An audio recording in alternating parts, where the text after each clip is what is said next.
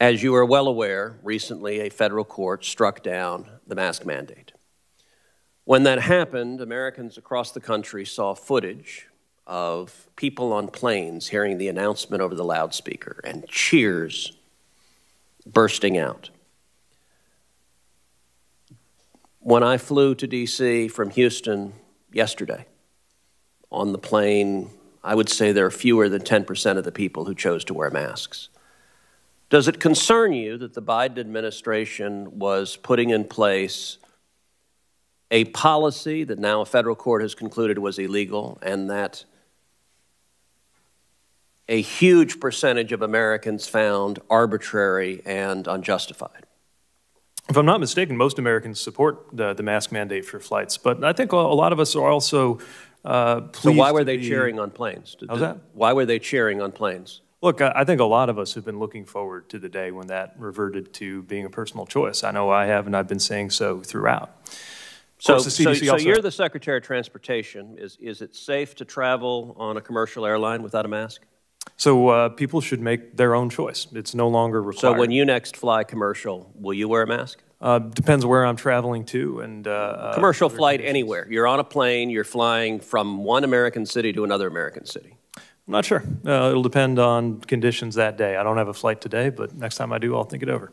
Okay. So under the current CDC guidance, which is actually posted on the Department of Transportation website, it says, quote, CDC continues to recommend that people wear masks in indoor public transportation setting at this time. It also says, quote, traveling on public transportation increases a person's risk of getting and spreading COVID-19 by bringing people in close contact with others, often for prolonged periods. I and many others are very dismayed with both CDC and the Department of Transportation for the politicization of this issue. But do you agree with those statements?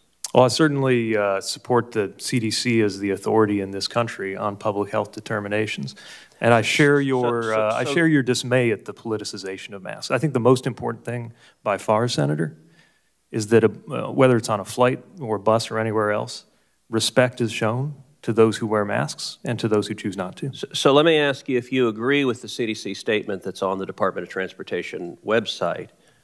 Multiple pictures came out this weekend from you at the White House Correspondents' dinner. You weren't wearing a mask. You were having a good time, laughing. Jokes were being told. How did that not qualify as, to use the CDC's words, bringing people in close contact with others, often for prolonged periods? And why did you make the choice not to follow that dictate?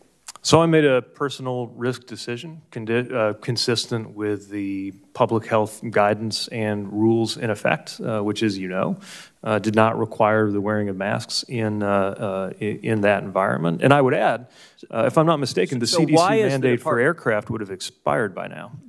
Why is the administration appealing that decision and presumably trying to reinstate the mask mandate even now? I would not agree with the premise of that question. The reinstatement of the mask mandate is not the same as the rationale for appealing. I don't have the legal background that you do, but my understanding is that the appeal concerns whether the CDC has the authority to do that in this pandemic or in any pandemic, which is completely distinct from whether a mask mandate ought to be applied any given day. And again, as I understand it— So are you telling this committee that even if you prevail on the appeal, that the administration is not going to reimpose the mask mandate? Well, it's not me saying so. It would have expired by today.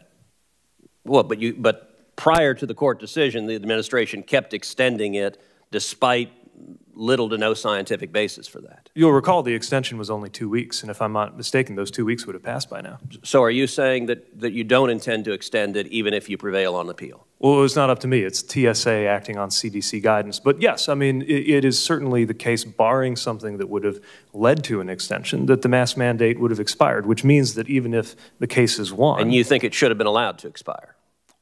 Based on the conditions at the time that it was set for 2 weeks, yes. Okay. But again, that's not my call. It's the CDC's call. Thank you. Senator Sinema.